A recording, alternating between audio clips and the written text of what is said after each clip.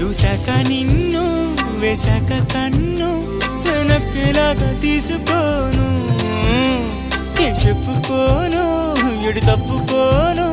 నువ్వద్దన్నా నేనొప్పుకోను నువ్వేసే గవ్వలాటలు మెలేసే గళ్ళబాటలు నీదాకా నన్ను రప్పించింది నువ్వేలేవమ్మా